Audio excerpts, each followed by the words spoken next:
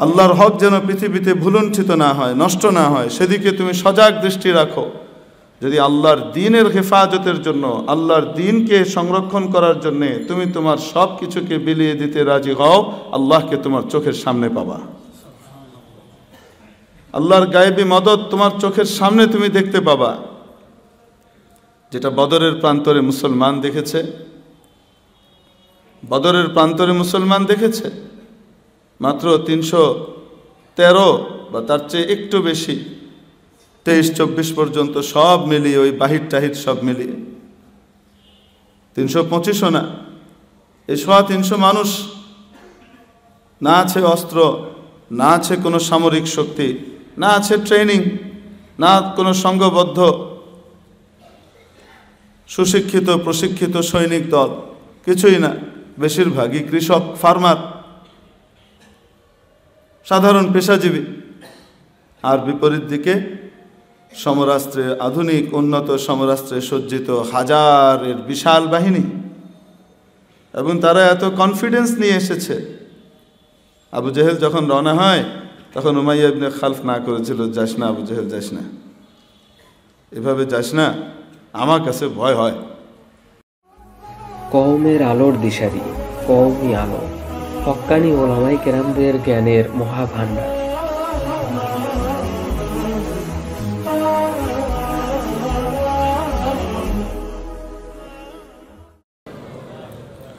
আলহামদুলিল্লাহ ওয়া কাফা ওয়া সালামুন আলা ইবাদিহি আল্লাযীনা ইসতাফা, আম্মা বা'দ।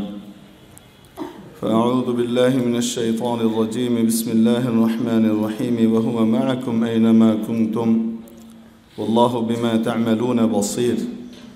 وقال تعالى: قل إن كنتم تحبون الله فاتبعوني يحببكم الله ويغفر لكم ذنوبكم والله غفور رحيم. صدق الله مولانا العظيم.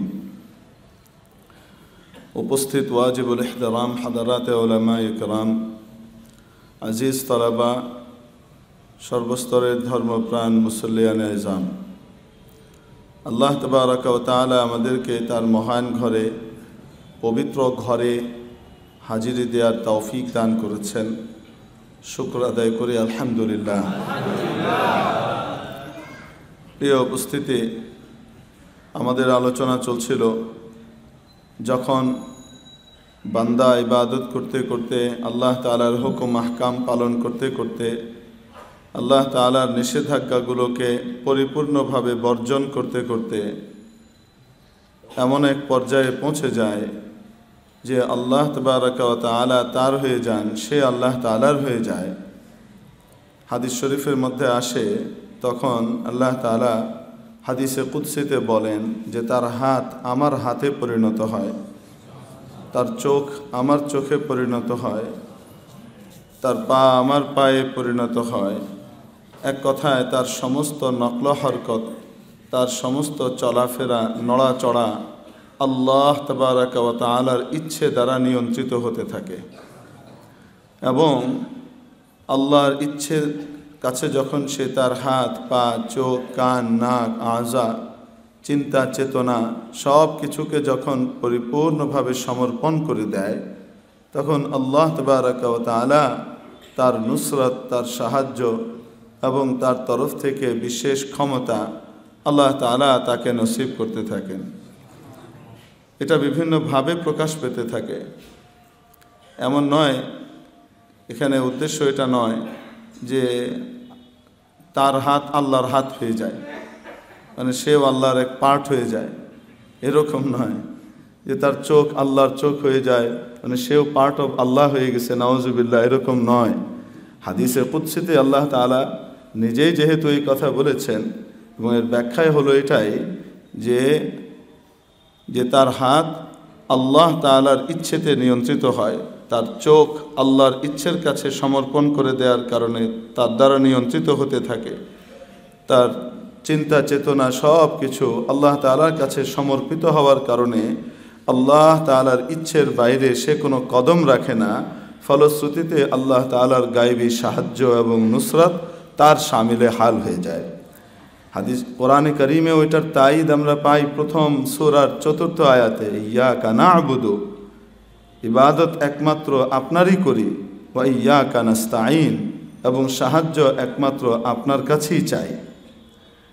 হাদিস শরীফের মধ্যে অন্য হাদিসে হযরত আব্দুল্লাহ ইবনে আব্বাস রাদিয়াল্লাহু তাআলা আনহুমাকে রাসূল করিম সাল্লাল্লাহু আলাইহি ওয়াসাল্লাম নসিহত করেছিলেন, ইয়া গোলাম ইহফাজিল্লাহ ইয়াহফাজকা, ও গোলাম, ও বাবু, তুমি আল্লাহর হেফাজত করো, আল্লাহ তোমার হেফাজত করবেন। তো আল্লাহ তাআলা কি অরক্ষিত নাকি যে ওনাকে হেফাজত করতে হবে? তো এখানে মুহাদ্দিসিনে কিরাম ব্যাখ্যায় লিখেছেন, ইহফাজ আওয়ামিরাল্লাহ ওয়া নাওয়াহিয়া, আল্লাহ তাআলার যে আদেশগুলো আছে, আল্লাহ তাআলার যে নিষেধাজ্ঞাগুলো আছে, সেগুলোকে সংরক্ষণ করো, হেফাজত করো, তাহলে আল্লাহ তাআলাও তোমার হেফাজত করবেন। ইহফাজিল্লাহ তাজিদহু তুজাহাক, তুজাহাক তিজাহাক। আবার বলছে, সে একই কথা আবার রিপিট করছে, ফলাফল ভিন্ন। তুমি আল্লাহর হেফাজত করো, আল্লাহকে একেবারে তোমার সামনে, তোমার সম্মুখে পাবে। কি অর্থ? দুবার হেফাজতের কথা বললেন। প্রথমবার বললেন আল্লাহকে হেফাজত করো, আল্লাহ তোমার হেফাজত করবেন। দ্বিতীয় এতে বললেন আল্লাহর হেফাজত করো, আল্লাহকে তোমার চোখের সামনে দেখতে পাবে, তোমার একদম সামনাসামনি পাবে। তো দুবার হেফাজতের কথা কেন বলা হলো? একবার বলেই তো দুটো লাভ একসাথে বলে দেয়া যেত, দুটো উপকারিতা একসাথে বলে দেয়া যেত। মুহাদ্দিসিনে কিরাম ব্যাখ্যার ভিতরে লিখছেন যে প্রথম হেফাজত ব্যক্তিগতভাবে আল্লাহ তাআলার বিধিবিধান এবং আহকামের হেফাজত, সে নিজে আল্লাহর বিধিবিধান পালন করে, আল্লাহর আহকামকে সংরক্ষণ করে, আল্লাহ তাআলার কোনো একটা বিধান, কোনো একটা আদেশ, কোনো একটা নিষেধকে সে নষ্ট করে না, সে পরিপূর্ণভাবে পালন করে। তাহলে এরকম ক্ষেত্রে আল্লাহ তাআলাও তার হেফাজত করেন, আল্লাহ তাআলাও তাকে বিভিন্ন বিপদ আপদ থেকে, সমস্যা থেকে আল্লাহ তাআলা রক্ষা করতে থাকেন। আল্লাহর নুসরত তার শামিলে হাল হয়। ইয়্যাকা না'বুদ, ইবাদত একমাত্র আপনারই করি, ওয়া ইয়্যাকা নাস্তাঈন, সাহায্য একমাত্র আপনার কাছেই চাই। তো আল্লাহর সাহায্যও তার কাছে আসতে থাকে। আর দ্বিতীয় যে হেফাজিল্লাহ, যে তুমি আল্লাহর হেফাজত করো, এটার মর্ম আর অর্থ হলো যে তুমি সামগ্রিকভাবে আল্লাহর দ্বীনের হেফাজত করো, আল্লাহর দ্বীনের সংরক্ষণের জন্য আল্লাহর বিধিবিধানগুলো পৃথিবীতে বাস্তবায়িত হওয়ার ক্ষেত্রে যা যা করা দরকার তা তা করো। আল্লাহর হক যেন পৃথিবীতে ভুলুণ্ঠিত না হয়, নষ্ট না হয়, সেদিকে তুমি সজাগ দৃষ্টি রাখো। যদি আল্লাহর দ্বীনের হেফাজতের জন্য, আল্লাহর দ্বীনকে সংরক্ষণ করার জন্যে তুমি তোমার সব কিছুকে বিলিয়ে দিতে রাজি হও, আল্লাহকে তোমার চোখের সামনে পাবা। আল্লাহর গায়েবী মদদ তোমার চোখের সামনে তুমি দেখতে পাবা। যেটা বদরের প্রান্তরে মুসলমান দেখেছে, বদরের প্রান্তরে মুসলমান দেখেছে, মাত্র 313 বা তার চেয়ে একটু বেশি, 23-24 পর্যন্ত সব মিলিয়ে, ওই বাহির টাহির সব মিলিয়ে 325ও না, এই 300 মানুষ, না আছে অস্ত্র, না আছে কোনো সামরিক শক্তি, না আছে ট্রেনিং, না কোনো সংঘবদ্ধ সুশিক্ষিত প্রশিক্ষিত সৈনিক দল, কিছুই না। বেশিরভাগই কৃষক, ফার্মার, সাধারণ পেশাজীবী।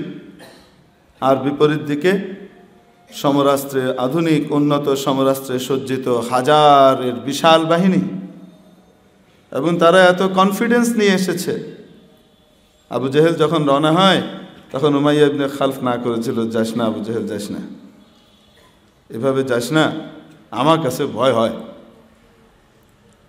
তো উমাইয়াকে নেওয়ার জন্যে কিভাবে নেওয়া যায়, সে না গেলে বড় এক সর্দার যদি পিছিয়ে যায় তো অনেক লোক পিছিয়ে যাবে। একই ঘটনা উবাইয়ের সাথেও ঘটছে। তো তখন তাকে এক কৌশল করে ভীরু কাপুরুষ বানিয়ে তাকেও নিয়ে যাওয়ার ব্যবস্থা করা হয়েছে। সেও গিয়েছে, তো বারবার না করেছিল, যাস না, এভাবে যাস না আবু জেহেল। আবুল হেকাম বলতো আর কি, আমর এভাবে যাস না, ঝামেলা হওয়ার আশঙ্কা আছে, আমার ভয় লাগতেছে। তো আবু জেহেল একদম সদম্ভে ঘোষণা করেছিল, আরে কিসের ভয়, একদম পিষে সব শেষ করে দিয়ে তারপরে কনসার্ট করব। এই জন্য নর্তকীদের পার্টি নিয়ে গেছে, বিশাল নর্তকীর বাহিনী নিয়ে গেছিল। বদরের যুদ্ধে আবু জেহেল যে গিয়েছে শুধু সামরিক দলবল নিয়ে যায়নি, কি নিয়ে গেছে? হ্যাঁ, গায়ক গায়িকা, তারপরে নাচনেওয়ালি নাচনেওয়ালা, এসব নিয়ে গেছে একসাথে। ওখানে গিয়ে তারা কি করবে? মেরে পিটে সব শেষ করে আনন্দ ফুর্তি করবে, আমোদ করবে এবং কনসার্ট করবে। তো এই কনসার্ট করার উদ্দেশ্যে এসছে। কি পরিমাণ শক্তি নিয়ে তারা এসছে এবার কল্পনা করেন।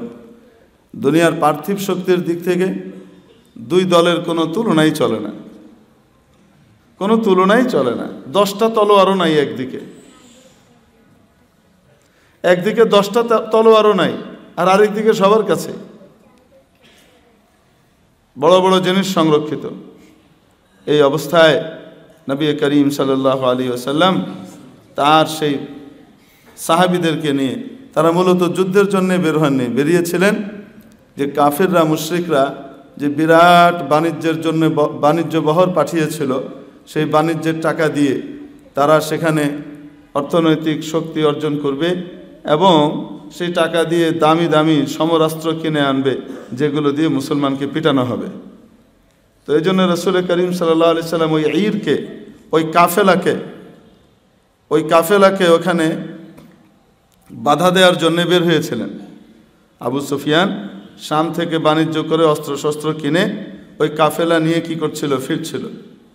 তো ফেরার পথে রাসূল করিম সাল্লাল্লাহু আলাইহি ওয়াসাল্লাম তাদেরকে বাধা দিবেন চিন্তা করলেন যে এরা যদি এগুলো নিয়ে ওখানে পৌঁছে তো তাহলে তো সেই অরাজকতা করবে, গোটা শান্তিপূর্ণ একটা দেশকে অশান্তির আগুনে জ্বালাতে থাকবে। তো এদেরকে বাধা দেওয়া দরকার, এই জন্য বের হয়েছিলেন। তো কাফেলাতে তো লোক ছিল অল্প, তো ওই জন্য রসুল কোনো প্রস্তুতি ছাড়াই বের হয়েছেন। অপরদিকে আবু সুফিয়ান এত চালাক, এত বুদ্ধিমান ছিলেন, লোক পাঠিয়েছেন, বিভিন্ন জায়গায় লোকটোক পাঠিয়ে খোঁজ খবর নিয়ে দেখলেন যে মুহাম্মদের কোনো ইয়ে পাওয়া যায় কিনা, নাই। তারপরেও তার সন্দেহ দূর হয়নি, নিজে আবার গিয়েছে তদারকি করতে। গিয়ে দেখে এক জায়গাতে সেখানে উটের লাদি আছে। তো আরবে তো উটের লাদি থাকবেই। তো এই উটটা কোন এলাকার,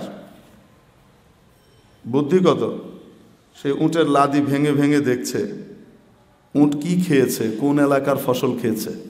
তো দেখে একটার ভিতর থেকে মদিনার বিচি বের হয়েছে, খেজুরের বিচি, মদিনা শরীফের খেজুরের বিচি, ওটার যে আকার ওরকম আকৃতির বিচি বের হয়েছে। আবু সুফিয়ান ফয়সালা করে ফেলল মুহাম্মদের লোক এখানে এসেছিল, তার মানে আমাদের উপরে তাদের নজর আছে।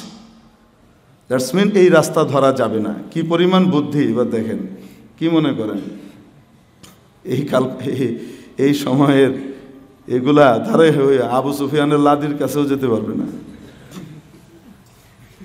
কত বুদ্ধি!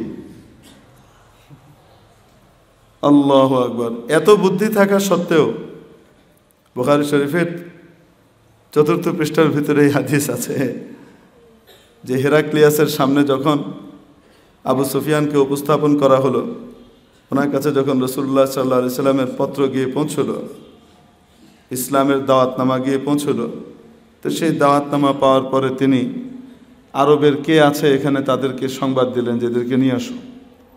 তো ওই সময় আবু সুফিয়ান তার বাণিজ্য বহর নিয়ে ওখানে, এটা বদরের সময় না, আরও পরে, ওখানে অপেক্ষা করছিলেন। তো ডেকে নিয়ে গেল, তো জিজ্ঞেস করলেন তোমাদের মধ্যে তার নিকট আত্মীয় কে আছে?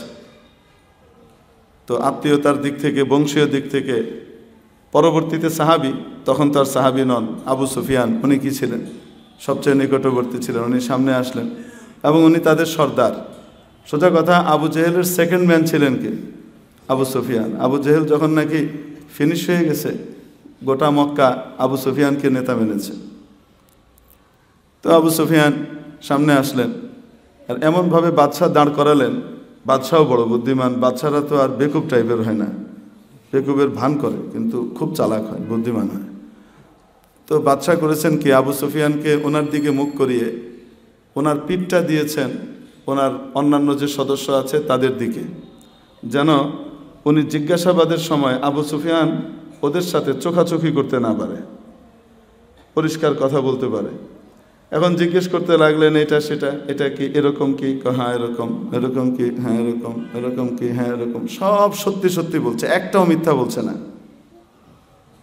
একটা কথাও কি বলছে না, মিথ্যে বলছে না। কেন মিথ্যে বলছে না? ওনার নিজের বিরুদ্ধে যাচ্ছে, কথাগুলো ওনার নিজের বিরুদ্ধে যাচ্ছে, কিন্তু তারপরেও মিথ্যা কথা বলছে না। কেন বলছে না? উনি নিজেই বলেন, যদি আমি মিথ্যা কথা বলি তো আমার অনুগত বাহিনী এরা মনে করবে নেতা মিথ্যাবাদী, এ লোকের উপর আস্থা রাখা যায় না। নেতা মিথ্যা কথা বলে এরকম মনে করলে অধীনস্থরা তার উপর থেকে আস্থা হারাবে, বিশ্বাস হারাবে, এই আশঙ্কায় মিথ্যা কথা বলছে না। তো বলেন তো দেখি, বর্তমান যুগের কতিপয় রাজনীতিবিদ এবং কতিপয় বুদ্ধিজীবীর চেয়ে ওই যুগের কাফের আবু সুফিয়ানের আকল বুদ্ধি কম ছিল না বেশি ছিল? ও সঠিক পথে আরো বেশি চলেছে। তাহলে এই জমানার যেগুলো কথায় কথায় মিথ্যা কথা বলে, বানোয়াট কথা বলে, এই জন্য বলেছি কতিপয় রাজনীতিবিদ, সব রাজনীতিবিদ না কিন্তু, কতিপয় বুদ্ধিজীবী, সব বুদ্ধিজীবী না কিন্তু, যারা মিথ্যা কথা বলে, কথায় কথায় বানিয়ে বানিয়ে সাদাকে কালো, কালোকে সাদা বলে চিত্রিত করে, এরা আবু সুফিয়ানের চেয়ে নিকৃষ্ট এবং জঘন্য। ঠিক না হইলেও ঠিক, ঠিকই বলছে, আপনারা না বললেও ঠিক। তো বলছিলাম আবু সুফিয়ান ওইভাবে দাঁড়িয়ে, কত বিচক্ষণ নেতা। তো সে যখন, এটা এক ঘটনা, ওই কাফেলা নিয়ে ফিরে আসছে, এখানে ফাঁকে একটা লেসন, সেটা কি, মিথ্যা কথা কত জঘন্য এটা জাহিলি যুগের কাফের নেতাও জানতো। মিথ্যা কথা কত জঘন্য এটা জাহিলি যুগের কে জানতো? কাফের নেতাও জানতো।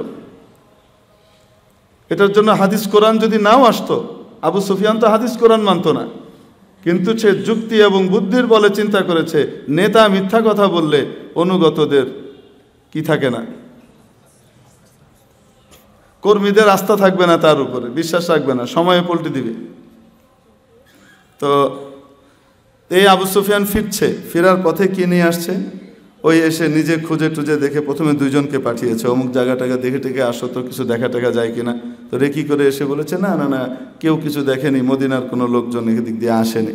আসলে রাসূল সাল্লাল্লাহু আলাইহি ওয়াসাল্লাম তার খোঁজ নেওয়ার জন্য দুইজন লোককে পাঠিয়েছিলেন, তারা উট নিয়ে এখানে এসে ঘুরে গেছে, কিন্তু ওরা ধরতে পারেনি। আবু সুফিয়ান পরে নিজে আলাদা এসে ওই উটের লাদি ভেঙে কি বের করেছে, মদিনার খেজুরের বিচি পেয়ে সে সিদ্ধান্ত নিয়েছে, মুহাম্মদ আমাদেরকে নজরে রেখেছে, ইন্না মুহাম্মাদান লাবিল মিরসাদ, সে উট পেতে আছে।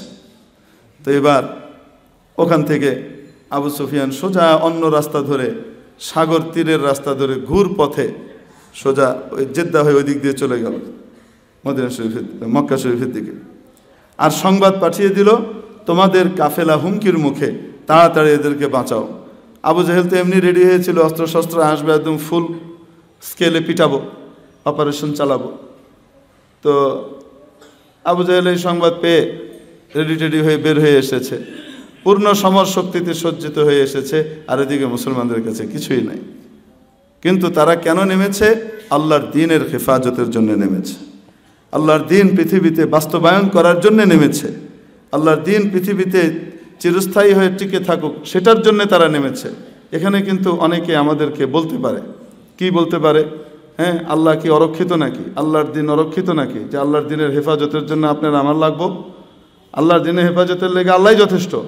তো আল্লাহই তো যথেষ্ট, তো আল্লাহই কেন বললেন, তো আল্লাহই কেন তার নবীকে দিয়ে বলালেন ইহফাজিল্লাহ, আল্লাহর হেফাজত করো, কেন বলালেন? তার মানে বোঝা গেল আল্লাহ তাআলাই হেফাজত করবেন তার কিছু নির্বাচিত বিশেষ বান্দাদের মাধ্যমে। আল্লাহ নিজে নেমে আসবেন না এখান থেকে, আল্লাহ তার পছন্দনীয় নির্বাচিত বান্দাদের মাধ্যমে, যাদেরকে পছন্দ করবেন তাদের মাধ্যমে আল্লাহ তার দ্বীনকে কি করবেন, হেফাজত করবেন। তো আল্লাহ তাআলা তো নিজেই বলেছেন, ইন্নাল্লাহা হুয়ার রাজ্জাক, আল্লাহই সবচেয়ে বড় রিজিক দাতা। নাহনু নারযুকুহুম ওয়া ইয়্যাকুম, আমি তাদেরও রিজিক দেই, তোমাদেরও রিজিক দেই, আমিই দেই। আল্লাহ তাআলা নিজেই বলছেন, ওয়ামা মিন দাব্বাতিন ইল্লা আলাল্লাহি রিজকুহা, পৃথিবীতে বিচরণকারী যত প্রাণী আছে সকলের রিজিকের দায়িত্ব আমি আল্লাহর। এই সব কিছু আল্লাহ তাআলা বলার পরেও অফিসে কেন যাই, বাজারে কেন যাই, ব্যবসা কেন করি, ক্ষেত খামারে কেন যাই, উপার্জনের জন্য কেমন আমি বাসায় বসে থাকলেই তো আল্লাহ তো বলছেন রিজিক দিবেন, রিজিক চলে আসবে না? তখন কি বলে, আল্লাহ তো রিজিক দিবেন, আল্লাহ একটা ব্যবস্থা করে রাখছেন, ওখানে নিজে গিয়া খাইটা নিতে হইব। এইটা যেমন বুঝি যে এখানে আল্লাহ রিজিক দিবেন, কিন্তু আমার চেষ্টা আর শ্রমের মাধ্যমে আল্লাহ তাআলা তার কোনো বান্দার মাধ্যমে সিস্টেমে দিবেন, ঠিক তেমনিভাবে আল্লাহ তার দিনের হেফাজত করবেন, তার কিছু বান্দাকে সেটার জন্য ব্যবহার করবেন। তো যেই বান্দা নিজের জীবনে পরিপূর্ণভাবে দ্বীন ইসলামের আহকামকে বাস্তবায়িত করে, সেই ব্যক্তি আল্লাহর সাহায্য পায়, নুসরত পায়। আর যেই বান্দা আল্লাহ তাআলার দ্বীনকে হেফাজতের জন্যে নিজের সব কিছুকে উজাড় করে দিবে, নিজের জান মাল সব কিছুকে এখানে ব্যয় করবে, আল্লাহ তাবারাকা ওয়া তাআলাকে যেন সে চোখের সামনে দেখতে পাবে, গায়েবী মদদ অস্বাভাবিকভাবে সে চোখের সামনে দেখবে। ইহফাজিল্লাহ, আল্লাহর হেফাজত করো, আল্লাহর বিধিবিধানকে দুনিয়াতে বাস্তবায়িত করার জন্য মেহনত করো, তাজিদহু তুজাহাক, আল্লাহকে তুমি তোমার চোখের সামনে পাবে, একদম মুখোমুখি পাবে। বদরের ময়দানে তাই হয়েছিল। রাসূল করিম সাল্লাল্লাহু আলাইহি সাল্লাম এই 300+ সাহাবীদেরকে নিয়ে ওখানে উপনীত হলেন, এবং উপনীত হওয়ার আগে, ওখানে যাওয়ার আগে পরামর্শ করলেন সাহাবীদেরকে নিয়ে। যেহেতু মদিনার সাহাবীদের সাথে একটা চুক্তি ছিল আগে থেকেই, যে মদিনাবাসীরা রাসূল সাল্লাল্লাহু আলাইহি ওয়াসাল্লামের সাথে এই চুক্তিতে আবদ্ধ ছিল, আওস এবং খাজরাজের মুসলমানরা, যে নবীজির উপর যদি কোনো হামলা আক্রমণ মদিনার ভেতরে থাকা অবস্থায় আসে, তাহলে সেক্ষেত্রে তারা পরিপূর্ণভাবে রসুলকে কি করবেন, সাহায্য করার জন্য যা করার তা করবেন। কিন্তু মদিনার বাইরে যদি হামলা হয়, আক্রমণ হয়, সেটার ব্যাপারে কোনো চুক্তি ছিল না। এজন্য নবী করিম সাল্লাল্লাহু আলাইহি ওয়াসাল্লাম পরামর্শ করা শুরু করলেন। ওটা বলছেন না, চুক্তির কথা বলছেন না, কিন্তু জিজ্ঞেস করলেন তোমাদের কি মতামত? এরকম তো রওনা হয়ে গেছে, ওরা খবর পাচ্ছি, কাফেলা তো পালিয়ে গেছে, কিন্তু আবু জেহেল তো রওনা হয়ে গেছে, পূর্ণ শক্তিতে সে এগিয়ে আসছে, এখন কি করা যায় তোমরা বলো। তো সাহাবীদের ভিতরে যারা মুহাজিরিন, তারা একের পর এক বড় বড় সাহাবী, অধিকাংশ তারাই ছিলেন, তো তারা বর্ণনা করছেন, কঠিনভাবে রসুলের পাশে থাকবেন বলছেন। নবীজি সাল্লাল্লাহু আলাইহি ওয়াসাল্লাম আরও জিজ্ঞেস করছেন, আরও বলো, আরও বলো, আরও বলো। তো একে একে বলছেন। এক পর্যায়ে হযরত মিকদাদ ইবনে আমর ইবনে আসওয়াদ রাদিয়াল্লাহু তাআলা আনহু, মিকদাদ ইবনে আসওয়াদ রাদিয়াল্লাহু তাআলা আনহু বলা হয়, উনি দাঁড়ালেন। উনি ছিলেন আনসারী, মদিনার বাসিন্দা। উনি বুঝতে পারলেন যে রাসূল সাল্লাল্লাহু আলাইহি ওয়াসাল্লাম আসলে ওই চুক্তির কারণে এগুতে চাচ্ছেন না, কারণ এটা তো মদিনার বাইরে, এখানে মতামতের ব্যাপার আছে। তাই আনসারীদের মতামত মনে হয় রাসূল চাচ্ছেন। এই জন্য হযরত মিকদাদ আনসারীদের ভিতরে ছিলেন, উনি দাঁড়ালেন এবং দাঁড়িয়ে বললেন, ইয়া রাসূলুল্লাহ, আপনি কি মনে করেন আমরা মুসা আলাইহিস সালামের সেই উম্মতের মতো, যে উম্মতকে যখন কওমে আমালিকার বিরুদ্ধে যুদ্ধের জন্য তাদের রসুল হযরত মুসা আলাইহিস সালাম বললেন, আল্লাহর আদেশে বললেন, এদের সাথে লড়াই করার জন্য আগাও, আল্লাহ অগ্রিম সুসংবাদ দিয়েছেন তোমরা জয়ী হবে। এই অগ্রিম সুসংবাদ আল্লাহ দিয়ে দিয়েছেন, তোমরা শুধু যাও, যুদ্ধ যা করার আমরাই করব, আমি আল্লাহই করব, যা করার কুদরতি যুদ্ধ হবে, তোমরা শুধু যাও, এদের মোকাবেলায় লড়াই করো, আল্লাহ তোমাদেরকে জয় দিবেন এবং এই বিশাল এলাকার মালিকানা আল্লাহ তোমাদেরকে দিবেন।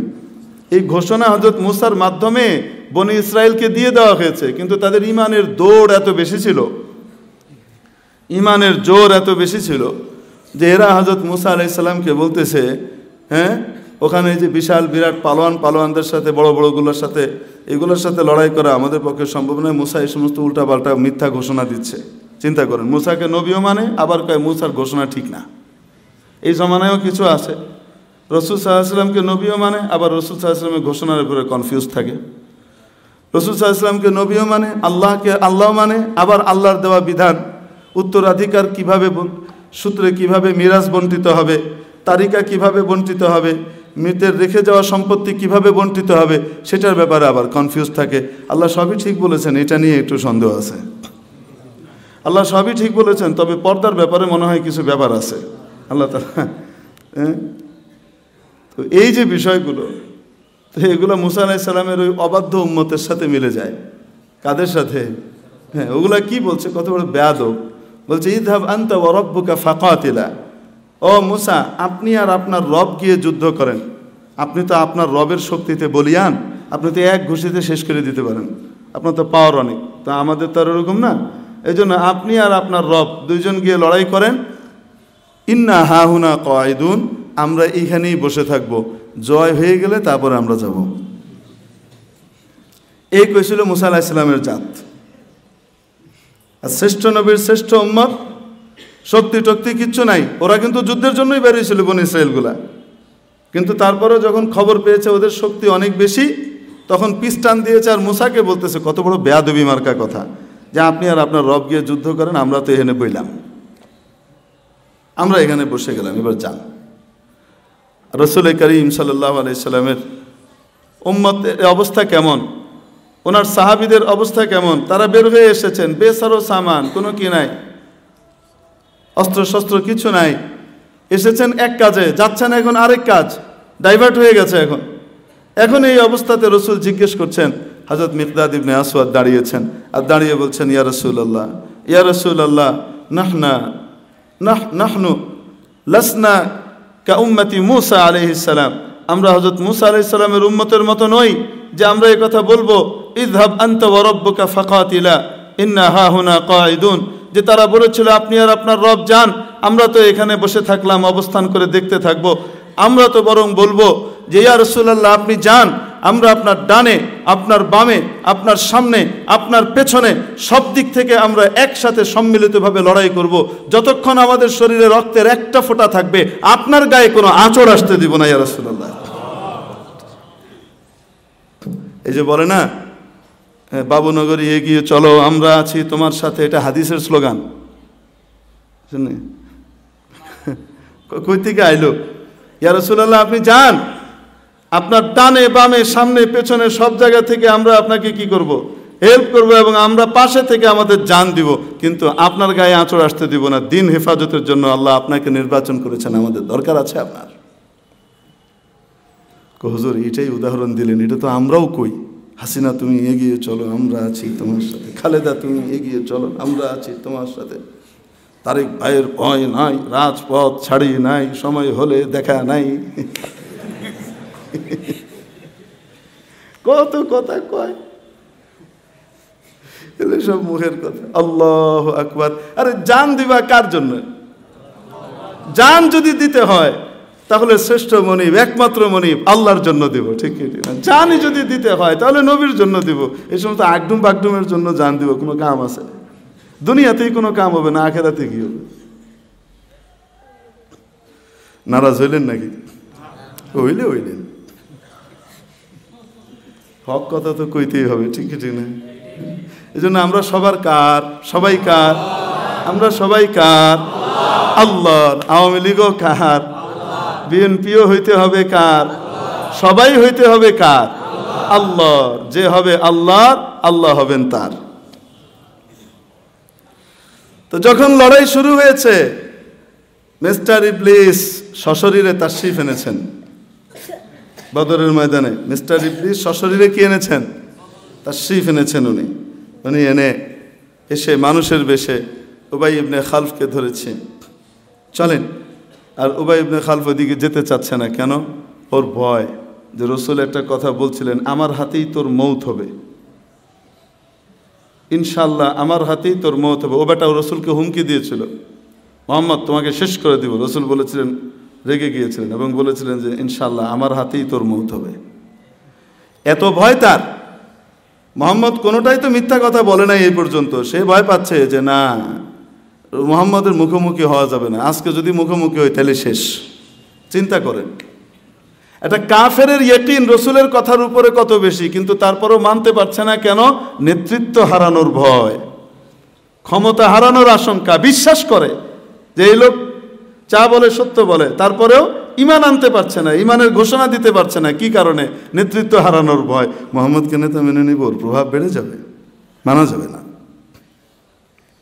হুজুরের প্রভাব বেড়ে যাবে, এই জন্য সব বাড়তে দেওয়া যাবে না। কত রকমের চিন্তা করে না যে হুজুররা আপনারা অনেক বেড়ে গেছেন। আল্লাহু আকবার। চেরাগে রাকে জাদ বার ফরোজাদ কাছে কাশতাফ জানাদ রেশা সবসুজা। যেই বাতিকে আল্লাহ তাআলা প্রজ্বলিত করার সিদ্ধান্ত নিয়ে নেন, যে আলোকে আল্লাহ জ্বালান, সেই আলোকে নির্বাপিত করার জন্য যদি কেউ ফু দেয়, তার মুখ চুল দাড়ি ভ্রু সব জ্বলে যায়, ও নিজে জ্বলে যায়। এই জন্য আল্লাহ ওয়ালাদের মোকাবেলায় যেতে নাই, বরং আল্লাহ ওয়ালাদের কাছে গিয়ে তাদের পরামর্শ অনুযায়ী দুনিয়ার জীবনটা কাটাতে হয়, দুনিয়ার জীবনকে নির্বাহ করতে হয়, সব কিছুকে পরিচালনা করতে হয়, তাহলে আল্লাহর শক্তিতে বলিয়ান হয়ে দুনিয়াতে চলা যায়। এখন ইবলিস মিয়া তাকে বলছে, দেখে একটা বড় নেতা পিছিয়ে গেলে তো মুশকিল, চলেন আমি আছি আপনার সাথে। ইবলিস এক বড় সর্দারের বেশ ধরে আসছে, তার সাথে আরো কিছু চেলা চামুন্ড আছে। হ্যাঁ, আমি আছি তো, চলেন আমি আছি। এবার যখন লড়াই শুরু হয়েছে, আল্লাহ তাআলা যে বলছেন ইহফাজিল্লাহ তাজিদহু তুজাহাক, আল্লাহর দ্বীনের হেফাজতের জন্যে তুমি নিজের সর্বস্ব বিলিয়ে দাও। যখন লড়াই শুরু হয়ে গেছে, সাহাবীরা তাই করেছেন। এখন তারা আল্লাহকে চোখের সামনে দেখছেন, মানে আল্লাহর সাহায্যকে চোখের সামনে দেখতে পাচ্ছেন। আসমান থেকে 1000 ফেরেশতার বাহিনী নাজিল হচ্ছে, মানুষের বেশে ঘোড়সওয়ার, আসমান থেকে ঘোড়সওয়ার নাজিল হচ্ছে।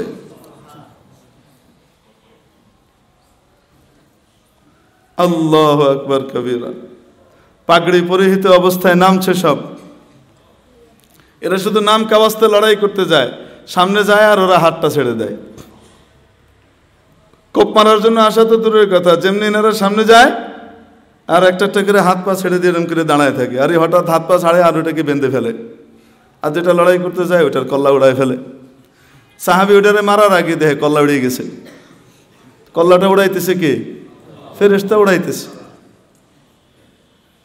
70টা নাড়া শয়তান মরছে, 70 জন বন্দী হয়েছে, বাকিগুলা ঊর্ধ্বশ্বাসে ভাগছে। আল্লাহু আকবার কবীরা। এখন যখন ফেরেশতা নাজিল হওয়া শুরু হয়েছে, মিস্টার ইবলিস তো আসমানি ডিগ্রি পাওয়া। ইবলিস আসমানে পড়ালেখা করছে না, অনেক সময় কয় না অমুক ইউনিভার্সিটিতে পড়াশোনা করেছে, উনি কি কম জানেন নাকি? আরে শয়তান তো আসমানি ইউনিভার্সিটি থেকে পড়ছে।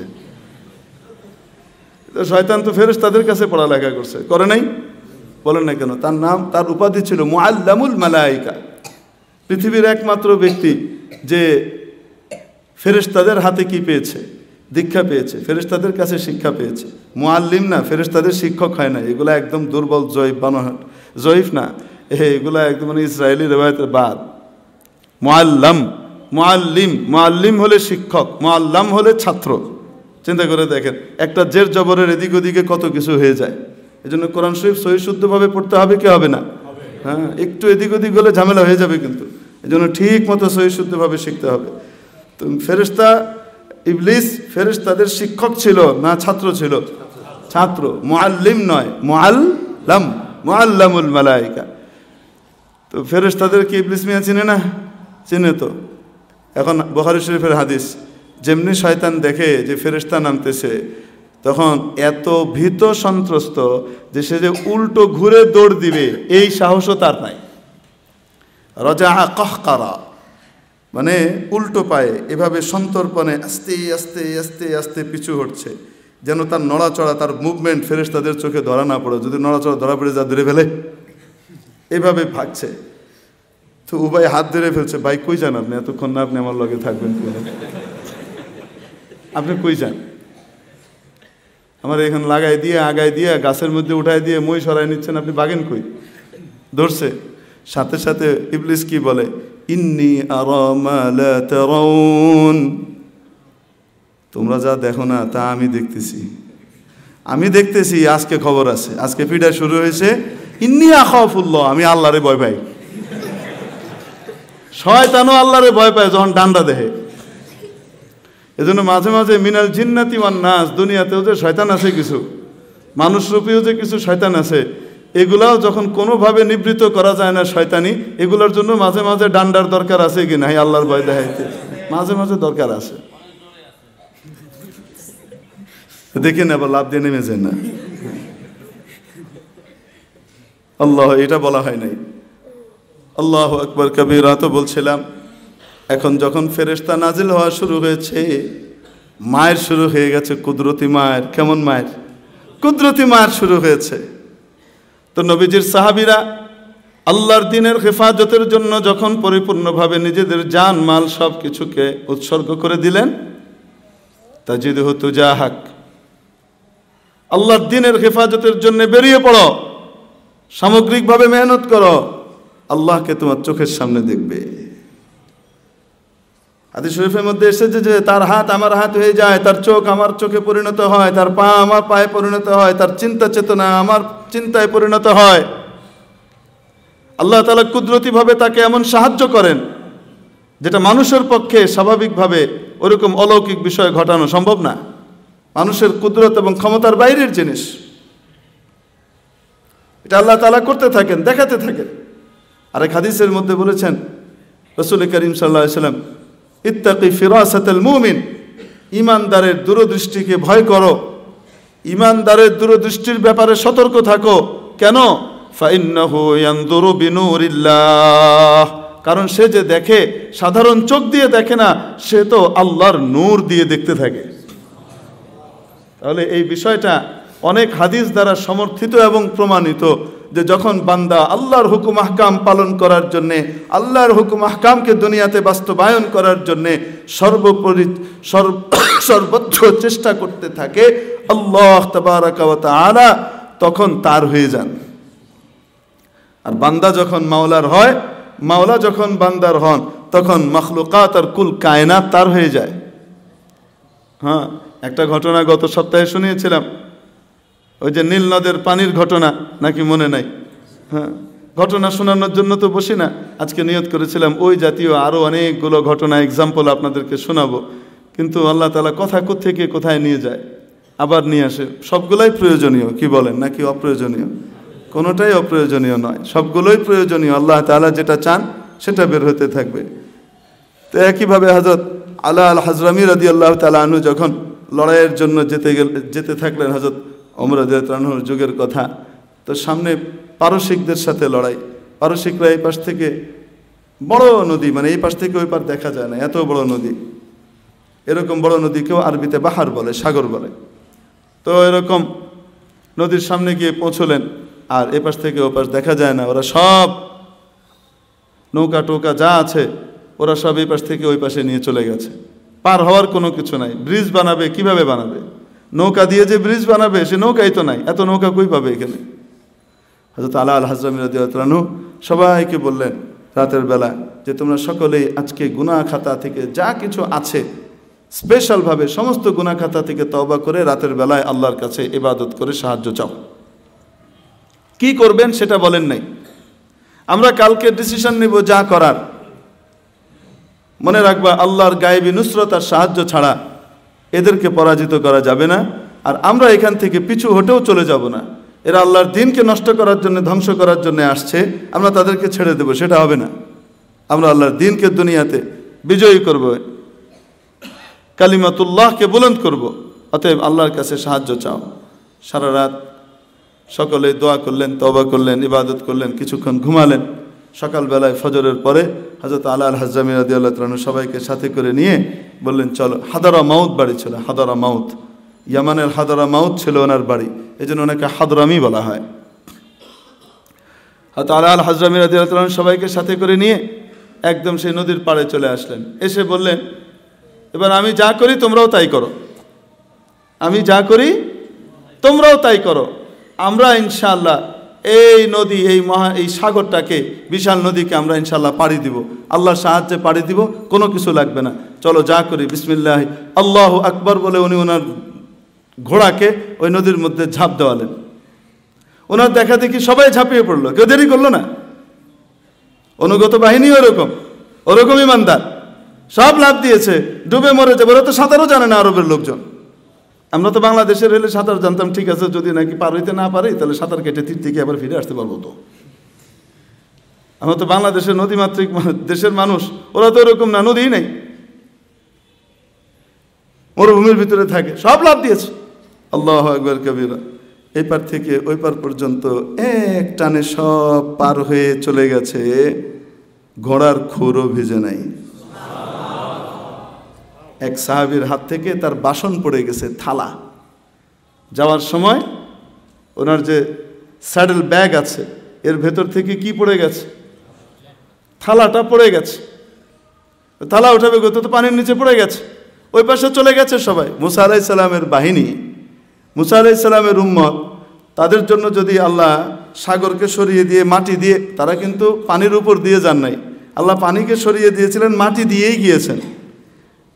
তো তাদের জন্য যদি সাগর ফাঁক করে দিতে পারেন আল্লাহ তাআলা, শ্রেষ্ঠ নবীর শ্রেষ্ঠ উম্মতের জন্য নদীর উপর দিয়ে ফাঁক করার দরকার নাই, অলৌকিকভাবে পার হয়ে চলে যাবা পানির উপর দিয়ে, পানি তোমার কোনো ক্ষতি করবে না, পানি তোমাকে ডুবাবে না, এই ক্ষমতা আল্লাহ দিতে পারেন না? যে সমস্ত হাদিসের রাবিদের সূত্রে আমাদের কাছে বুখারীর হাদিস এসেছে, তিরমিজির হাদিস এসেছে, নাসাইর হাদিস এসেছে, সেই সমস্ত রাবিদের সূত্রে বর্ণিত ঘটনা এগুলা। তো এইভাবে পার হয়ে চলে গেলেন। ওই পাশে যে ওই সাহাবী বলতে লাগলেন, আমার তো থালা একটা পড়ে গেছে, আমার থালা ছাড়া আমি এখন খাবো কেমনি, আমি অন্যের কাছে যাবো নাকি, আমার তো থালা লাগবে। তাহলে আল্লাহ বললেন, যাও নদীর কাছে যাও, গিয়ে বলো আমার থালাটা ফিরিয়ে দাও। নদীর কাছে গিয়ে বলো থালা ফিরিয়ে দিতে। বর্তমান যুগের আমাদের মুরগি যোদ্ধা বুদ্ধিজীবী এই সমস্ত এগুলাকে যদি বলা হয়তো, এই সমস্ত আগডুম বাগডুম বানোয়াট কথা বলবেন না হুজুর, আমরা এগুলো সব জানি বুঝি, এই তো বলতো। কেন বলতো? বান্দা আল্লাহর হইলে, আল্লাহ বান্দার হইলে কি অবস্থা হয় তার কোনো খোঁজ খবর নাই, এই লাইনে আসার জন্য রেডি হয় না। আমরা দোয়া করি আল্লাহ এদের সবাইকে হেদায়েত নসিব করে দেবে, দোয়া করি। তারপরে ওখানে গিয়েছেন, মাশাআল্লাহ, সাহাবী যে বলতেছেন, ইয়া বাহর আরজিই সাহনে ইলাই, এই নদী আমার থালা আমাকে ফিরিয়ে দাও। দেখছেন কারবার, আমার থালা আমাকে কি করো, ফিরিয়ে দাও। সুবহানাল্লাহ বিহামদি, থালা সোজা এসে উপরে উঠে গেছে তার পায়ের কাছে, উনি থালা নিয়ে এসে চলে আসছে।